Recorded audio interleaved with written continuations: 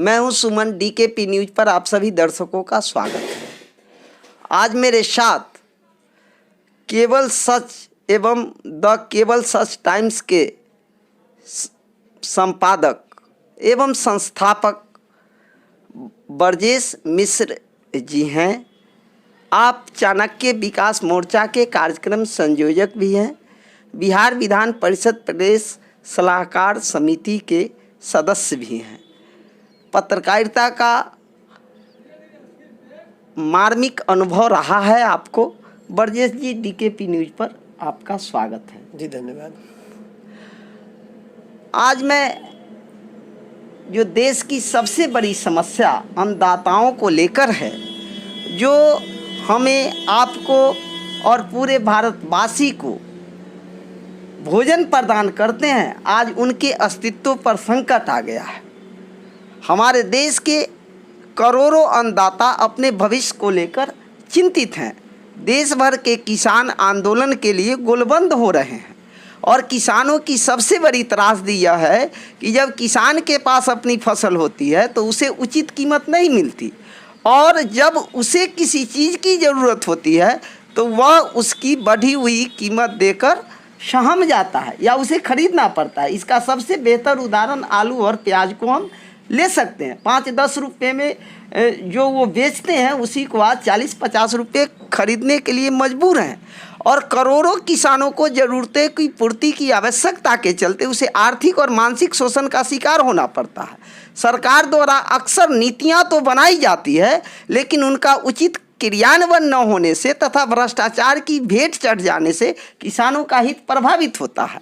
सरकार को कृषि नीतियों के निर्माण के साथ ही उसके क्रियान्वयन के लिए भी सख्त कदम उठाते हुए जमाखोरी की व्यवस्था को बढ़ावा देने के बजाय कालाबाजारी को नियंत्रित करने का प्रयास करना चाहिए, लेकिन ऐसा नहीं होना यह दुर्भाग्यपूर्ण है। जो मूल प्रश्न है हमारा आपसे, जो किसानों के लिए जो सरकार 3 विधेयक लाई है, 2020 विधेयक के नाम से वह जाना जाता है, तो वह विधेयक लाने से पहले किसान उनके प्रतिनिधियों या किसान नेताओं से बिना राय मशविरा के वह ले आई है। इसके पीछे का राज क्या लगता है आपको? देखिए, आपने कई गंभीर बातें अपने उद्बोधन में भी कहा है। किसान निश्चित रूप से भारत एक कृषि प्रधान देश है और भारत की पहचान ही संभवतः कृषि ही है, और बगैर कृषि के किसी भी तरह का कोई भी विकास से संबंधित बात सोचना हमको लगता है आज के समय में मुमकिन ही नहीं बल्कि नामुमकिन जैसा लगता है। आपने देखा होगा कोरोना के काल में किसान ही एक ऐसा संवर्ग थे जिनके वजह से आज कोरोना के संक्रमण में हम लोगों ने संकट को काट लिया है। सरकार ने विधेयक बनाया है 2020 के नाम से। सबसे बड़ा बात यह है कि किसान के बारे में कोई सोचता ही नहीं। किसान सिर्फ एक राजनीतिक मुद्दा बन चुका है। किसान सिर्फ समस्या का जड़ बना हुआ है। उसके समाधान के लिए कोई कुछ नहीं करना, चाहे वो पार्टी कांग्रेस हो या फिर भारतीय जनता पार्टी हो। विधेयक आया है, निश्चित तौर पे आपने जो सवाल किया कि ये जो विधेयक बिल जो पास हुआ संसद भवन से, इसके पहले किसानों से, उनके प्रतिनिधियों से या उनसे जुड़े हुए तमाम विशेषज्ञों से जरूर एक बार सलाह लेना चाहिए था, ताकि किसान हित में यह बिल, अगर किसान हित में है तो फिर किसान ही दूर क्यों? यह एक बहुत बड़ा सवाल है जो आपने सवाल किया। देखिए, यहाँ पे किसान, आपको याद होगा कि हमारे पूर्व प्रधानमंत्री अब नहीं है, दिवंगत हो गए, लाल बहादुर शास्त्री जी, जय जवान जय किसान का उन्होंने नारा दिया था।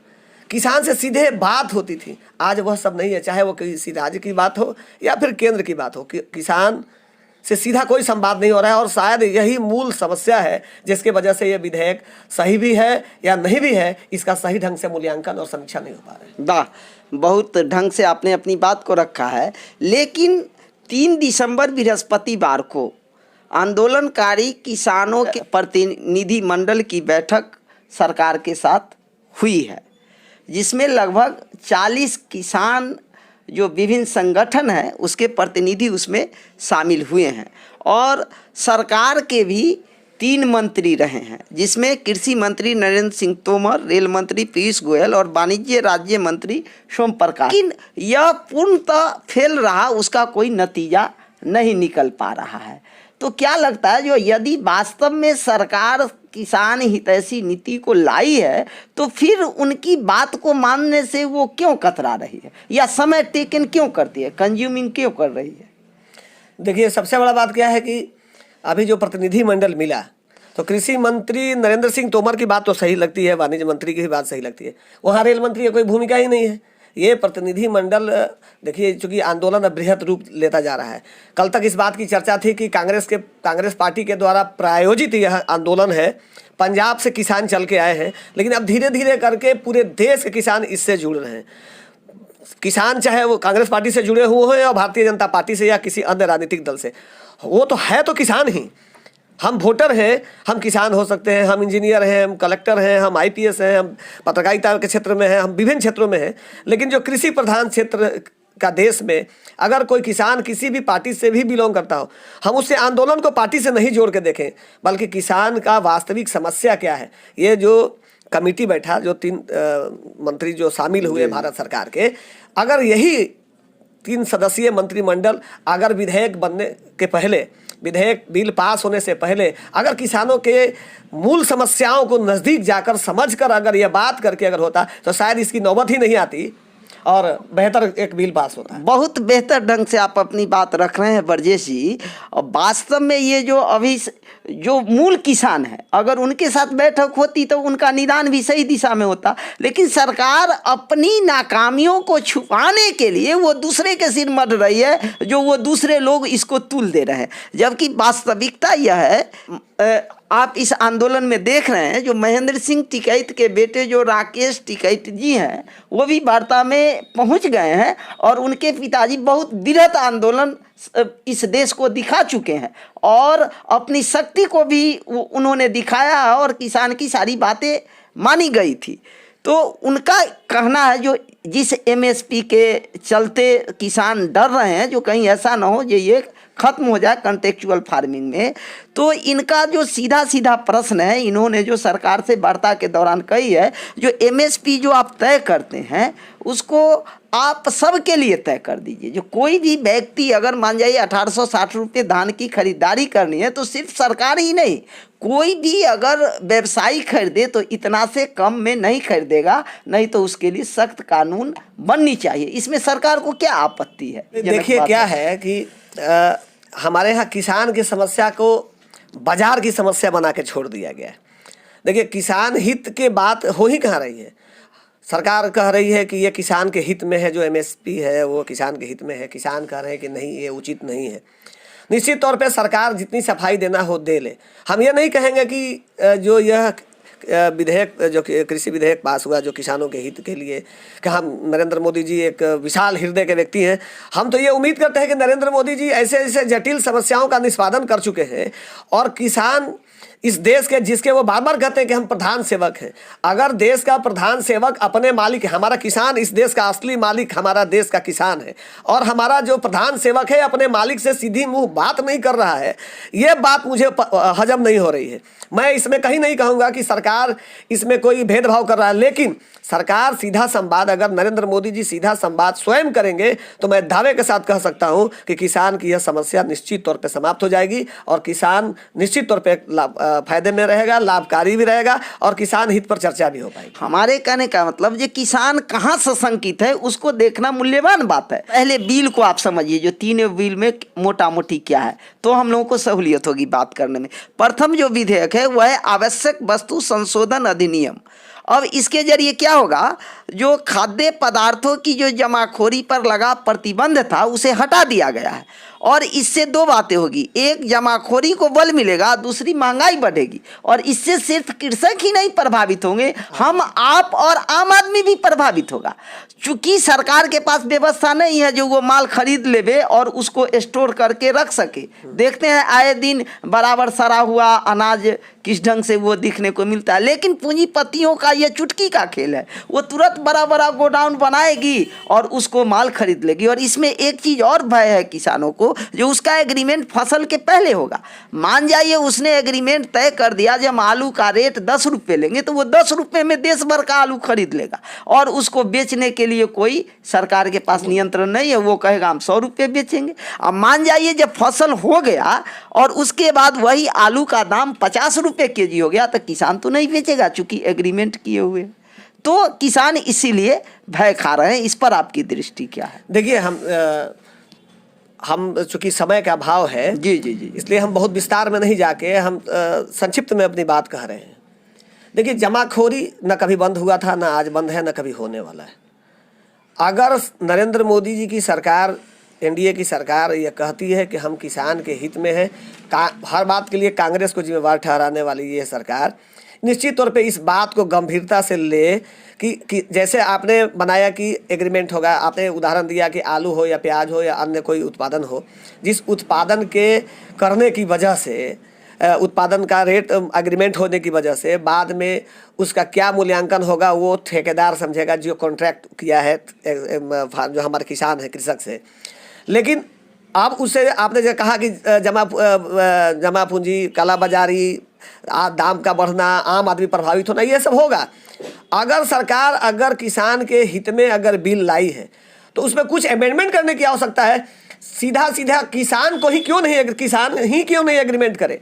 और अगर मान लीजिए हम कॉन्ट्रैक्टर हैं, हमने तय कर दिया कि हम 10 रुपये किलो आलू खरीदेंगे, लेकिन वो 10 रुपये आलू खरीदने के साथ साथ वो 12 रुपये में ही आलू बेचेगा, वो कॉन्ट्रैक्टर, यह भी एग्रीमेंट होना चाहिए।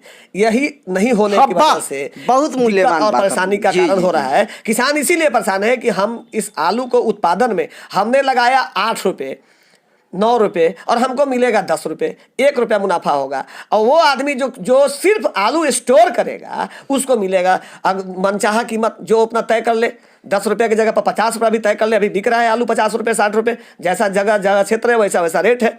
लेकिन अगर वास्तव में देश के हित में, किसान के हित में अगर ये बिल है तो जितना एग्रीमेंट कॉन्ट्रैक्टर किसान के साथ कर रहा है जिस रेट में, उससे 10%, 15% से ज़्यादा वृद्धि दर पे वह प्रोडक्ट नहीं बेचेगा या उत्पादन नहीं बेचे, यह भी सरकार को करना चाहिए। आप देखिएगा किसान की समस्या स्वतः समाप्त हो जाएगी और कोई समस्या ही नहीं, काला बाजारी की भी समस्या नहीं। मैं ब्रजेश जी बताता हूँ, आप इतने सुलझे ढंग से अपनी बात को रखे हैं और दावा और गारंटी के साथ कहता हूँ कि जिस सुझाव को आप दे रहे हैं सरकार यदि उसको मान लेती है तो आम आदमी को व्यापक स्तर पर फायदा होगा ही होगा और कृषक भी से बहुत लाभान्वित होंगे या संतोष होगा उन्हें। ये अगर हमको कम मिला तो उसको हम ही को कल परचेज करना है तो हमको ज़्यादा उसका ये नहीं चुकाना पड़ेगा। तो ये आपने बहुत मूल्यवान सुझाव दिया। लेकिन साथ साथ आपने जो कहा जो जमाखोरी रुकने वाला नहीं है तो इसी को तो रोकना सरकार को ये है ना। अगर देखिए अगर वो सख्त कानून ला देती है तो सेकंड में रुक सकता है, जो नहीं अगर इससे ज़्यादा जो आप रेट की बात करते हैं तय कर दे,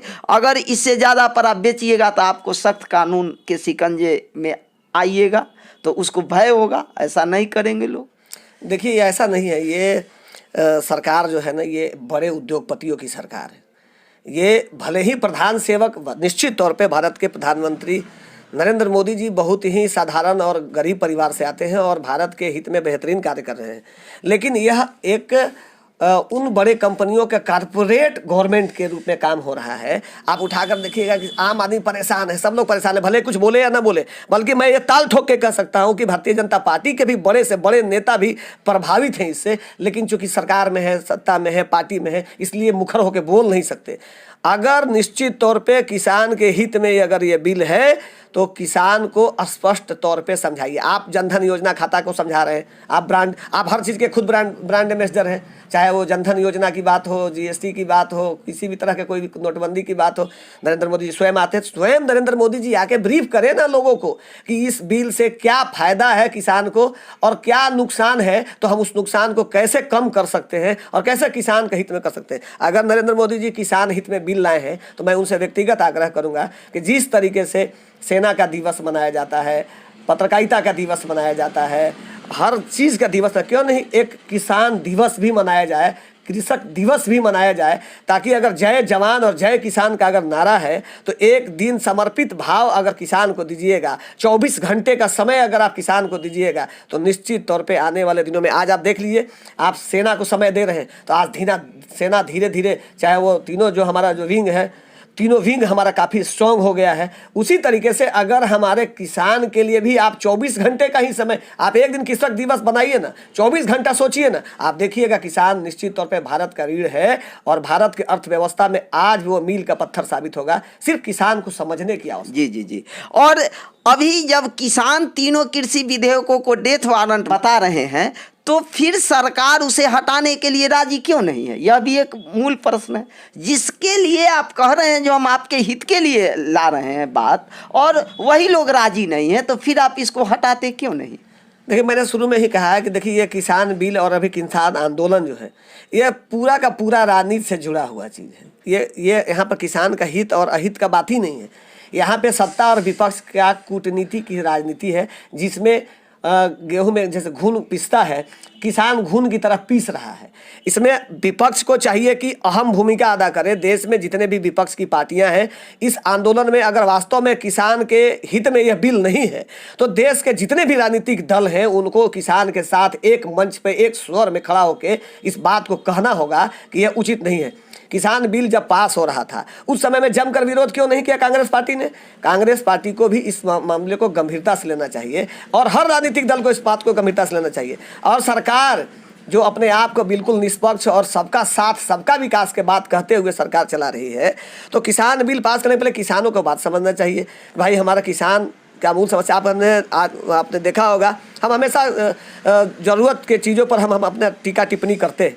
आप उठाकर देखिएगा कि आप तय सरकार रेट तय कर देती है। यार, तय समझिए तो पहले कि 1 किलो अनाज के उत्पादन में कितनी राशि खर्च होती है। आप अपने इच्छा के हिसाब से आपने सेट कर दिया।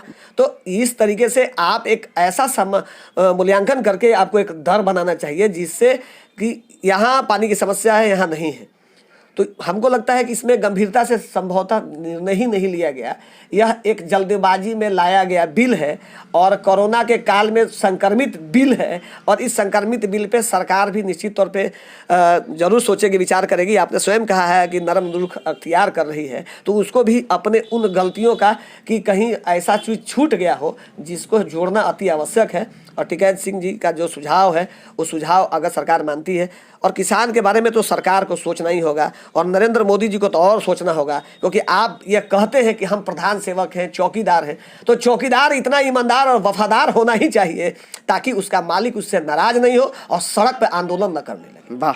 और एक चीज़ और बरजेश जी, चूँकि आपको मैं चिंतक विचारक के रूप में भी देखता हूँ, जो टिकरी बॉर्डर बंद होने से उद्योग धंधे प्रभावित हो रहे हैं, साथ साथ बहादुरगंज का जो उद्योग है एक बार फिर संकट में आ गया है, क्योंकि उद्योगों में काम करने वाले काफ़ी मजदूर दिल्ली से आते हैं। 50% से ज़्यादा मजदूर काम पर नहीं पहुंच रहे हैं। अगर यह इसी ढंग से, जिस ढंग से किसान अड़े हुए हैं, अगर ये कहते हैं जो हम 26 जनवरी तक वो पूरा दिल्ली को जाम करेंगे चारों तरफ से, तो क्या ये जो समस्या उत्पन्न हो रही है उद्योगपतियों के साथ, इसको आप किस रूप में देखते हैं? देखिए, आप गंभीरता से देखिए, बिहार के समय बहादुरगंज और अन्य राज्यों की समस्या, अभी आप देख रहे हैं जो आंदोलन है, जो अभी आपको बहुत मजबूत दिख नहीं रहा है। इसका सबसे बड़ा कारण क्या है कि कोरोना के संक्रमण में यातायात बाधित है, ट्रेनों का परिचालन नहीं के बराबर है। अगर ट्रेनों का परिचालन नियमित अगर हो जाए जिस तरीके से सामान्य समय में था कोरोना के काल में, बहुत मूल्यवान तो आप देखते होंगे कि यही आंदोलन मात्र 3 से 4 दिनों में दिल्ली 26 जनवरी का इंतजार नहीं करता, बल्कि कब का दिल्ली पूरी तरीके से चौक हो जाता, क्योंकि पूरे देश के किसान प्रभावित हैं, और जब किसान प्रभावित होगा तो आम आदमी भी प्रभावित होंगे। इसलिए ये समस्या विकराल तो होगा ही, और संभवतः मुझे लगता है कि कोरोना का संक्रमण संभवतः कई मुद्दों को डाइवर्ट करने के लिए भी इसको पॉलिटिकल रूप से भी ज़्यादा प्रचारित किया जा रहा है। अगर 94% अगर हमारा दर है, रेट है कि हमारा ठीक होने का, स्वस्थ होने का, कोरोना संक्रमण से, संक्रमित से बचने का, इसका मतलब इससे ज़्यादा तो लोग डेंगू में मर जाते हैं, चमकी बुखार में मर जाते हैं, कई तरह के बीमारी हमारे यहाँ बिहार के अलावा पूरे देश भर में है। लेकिन कोरोना संक्रमण को जितना हैवॉक क्रिएट किया गया, और अगर ये कोरोना के संक्रमण आज आप हटा दीजिए तो दिल्ली इसी दिसंबर में पड़ जाएगी, 26 जनवरी के इंतजार नहीं होगी। जिस ढंग से कॉन्ट्रैक्ट फार्मिंग की बात कर रही है सरकार, तो समझौता पहले कर लेना है। मतलब जो पूंजीपति लोग होंगे वो किसान से समझौता पहले कर लेंगे और रेट भी तय पहले ही कर देंगे फसल उगने के पहले। तो क्या नहीं लगता जो इससे सबसे ज़्यादा जो किसान भयभीत हैं वो ये कॉन्टेक्चुअल फार्मिंग को लेकर है? देखिए क्या है कि हमको नहीं लगता है कि सरकार इस मुद्दे पर गंभीर है। प्रोडक्ट के हिसाब से मूल्य देख के आदमी करता है कि हमें क्या नहीं है। अब आलू देखा ही नहीं, आपने तय कर दिया कि हम 15 रुपये किलो आलू खरीदेंगे। अब वो आलू हो सकता है कि बहुत बेहतरीन उन्नत किस्म का हो, 25 रुपये किलो का हो, और आपने हमसे जबरन 15 रुपये पहले ही एग्रीमेंट करा लिया है। आप कोई भी खेती या आप कोई ज़मीन खरीदते हैं तो ज़मीन एरिया देख के खरीदते हैं कि आप कह दीजिए कि ज़मीन का रेट 10,000 रुपये प्रति कट्ठा है, अब पता चला कि बाद में वो ज़मीन 1 लाख रुपये कट्ठा है, आपने पहले ही एग्रीमेंट कर। ये तो बिल्कुल धोखा है किसानों के साथ, और यह बिल्कुल ही इस मामले में सरकार को सोचना चाहिए कि प्रोडक्ट कौन सा है, किस उन्नत किस्म का उत्पादन हुआ है, उस हिसाब से मूल्य का निर्धारण हो। और मैं ये दावे के साथ कह सकता हूँ, बल्कि मैं यह जानता हूँ कि यह जब वीडियो चलेगा तो मुझे कई गालियाँ भी पड़ेंगी, क्योंकि लगेगा कि मोदी जी का मैं विरोध करूँ। मैं मोदी जी का विरोध नहीं करता, क्योंकि मैं भी एक इस राष्ट्र का, इस देश का भक्त हूँ, और भारत माता के प्रति उतना ही प्रेम है। भारत माता की जय भी बोलता हूँ, वंदे मातरम भी बोलता हूँ, क्योंकि भारत माता की जय नहीं बोलेंगे, वंदे मातरम नहीं बोलेंगे तो आपको हो सकता है कि कह दिया जाएगा कि ये भी पत्रकार जो है मिला हुआ है, कांग्रेस पार्टी के विचारधारा का हो सकता है, कई तरह के आरोप लगेंगे। लेकिन ये इस तरीके का, आप ठेकेदार के बारे में ज़्यादा चिंतित हैं किसान के बनिस्पत। वाह, कहने को विवश हो जाता हूँ, जो प्रश्न की रीढ़ को ही आप समझ लेते हैं। जी जी। किसान के बारे में समझने के लिए किसान के नज़दीक पहले जाना होता है। प्रधान सेवक जी जितना विदेश घूमे, सेना बॉर्डर पे खड़े होते, दीपावली मनाते, बहुत खुशी होती है जब देश का प्रधान बॉर्डर पे जाके दीपावली मनाता हो। अगर एक दिन वह खेती करने वाले किसान के साथ सिर्फ 10 घंटे निकाल लें, मैं दावे के साथ कह सकता हूँ किसान बिल वापस होगा, और नरेंद्र मोदी जैसा व्यक्तित्व निश्चित तौर पर एक बेहतरीन और उत्कृष्ट और इससे ज़्यादा कारगर विधेयक पास कराएगा, और किसानों का हित होगा, राष्ट्र का हित होगा। पूरे विश्व में नरेंद्र मोदी की एक खास पहचान और उनका जो प्रयास है और सराहा जाएगा। कल की जो वार्ता हुई है 3 दिसंबर को, उसमें एक बात गौर करने योग्य है, जो किसान अपना खाना लेकर गए थे, वहाँ सरकार ने सब चीज़ का प्रबंध किया, खाना, नाश्ता, चाय, लगभग 7.5 घंटे तक वार्ता चली। लेकिन किसान कितने हमारे देश के स्वाभिमानी हैं, जो उन्होंने चाय नाश्ता की बात तो छोड़िए, चाय तक नहीं पिया और अपना खाना लेकर गए और गुरुद्वारा से उनका चाय आया। ये जो स्वाभिमान है किसानों के लिए, वह दुनिया के लिए आदर्श है। इसे आप किस रूप में देखते हैं? हमारा भारत का अलौकिक इतिहास है, संस्कृति, सभ्यता, संस्कार है, जो कल के बैठक में दिखाई दिया कि किसानों ने सरकार का इसके 2 पहलू हो सकते हैं। एक पहला पहलू कि अगर सरकार के द्वारा उपलब्ध कराए गए भोजन सामग्री या अन्य सामग्री जिसके बैठक के क्रम में आदमी इस्तेमाल कर सकता है, अगर इस्तेमाल करता है तो ये मैसेज आता है कि ये आंदोलन नहीं बल्कि एक राजनीति है। पर किसानों ने साबित किया कि ये आंदोलन ही है, और हम तब तक सरकार का एक भी अन्न या जल ग्रहण नहीं करेंगे जब तक किसान बिल जो किसान हित में नहीं है वो वापस न हो जाए। यह एक आंदोलन का ये मुख्य लड़ाई है, और सरकार भी इस बात को जरूर गंभीरता से लेगी कि जिस किसान को हमने प्रलोभन देने का कोशिश किया खाद्य सामग्री के रूप में बैठक के क्रम में, उसको भी उन लोगों ने ठुकरा दिया कि हम तब तक सरकार का एक अन्न का दाना अपने यहाँ ग्रहण नहीं करेंगे जब तक सरकार इस गंभीर मुद्दे का, समस्या का हल ना निकाल रहा है। और किसान अपने लिए नहीं बल्कि आम लोगों के लिए लड़ रहे हैं। ये किसान मूल्य अगर निर्धारण की बात है तो किसान को नुकसान क्षणिक होगा, थोड़ा होगा, उसका व्यापक नुकसान आम आदमी को होगा। और हम तो ये कह रहे हैं कि ये किसान जो आंदोलन कर रहे हैं, ये वास्तविक आंदोलन आम आदमी का है, जिसका बीड़ा किसानों ने उठाया है। हम ऐसे किसान आंदोलन के सभी कर्मियों को, जो राष्ट्र के संपत्ति को बगैर नुकसान पहुंचाए हुए अगर वो आंदोलन कर रहे हैं, मैं उनको प्रणाम करता हूं, उनको सलाम करता हूं। और ऐसे ही किसान के कारण हमारा भारत देश कृषि प्रधान देश के रूप में पूरे विश्व में खास स्थान रखता है। नटसेल में किसान, आम आदमी और सरकार से आपकी क्या अपेक्षा है? देखिए, हम तो किसान से आग्रह करेंगे, हाथ जोड़कर प्रार्थना करेंगे कि आप किसान हैं, आप हमारे देश के अभिमान हैं, आप हमारे देश के शान हैं। और हमारे देश के प्रधानमंत्री लाल बहादुर शास्त्री जी ने जय जवान जय किसान का नारा दिया है। आपका स्लोगन पूरे भारत ही नहीं बल्कि अभी तो पूरे दुनिया में यह जग जाहिर है, जय जवान जय किसान। हमारे यानी कि देश में राजनेता को नहीं टारगेट किया जाता, किसी पदाधिकारी को टारगेट नहीं किया जाता। जय होता है हमारे देश के जवानों का, जय होता है हमारे देश के किसानों का। तो हम किसान से आग्रह करेंगे कि आप आंदोलन को शांतिपूर्ण तरीके से, संवैधानिक तरीके से, बगैर किसी भी तरह के राजस्व का नुकसान पहुँचाए हुए अपना आंदोलन शांतिपूर्ण ढंग से जरूर करें।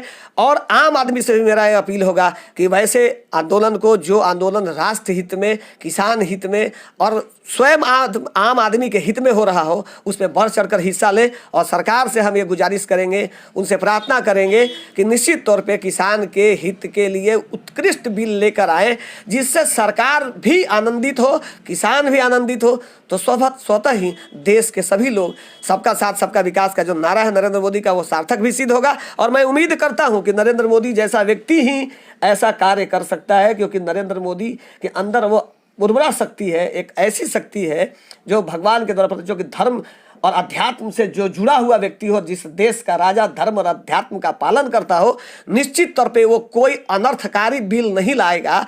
और निश्चित तौर पे अगर भूलवश कुछ न कुछ कमियां उसमें रह गई हैं, उसका निष्पादन जरूर करेगा। मैं यह जरूर उनसे आग्रह करता हूं। और सब लोग मिलके हम लोग इस आंदोलन में किसान भाई के साथ।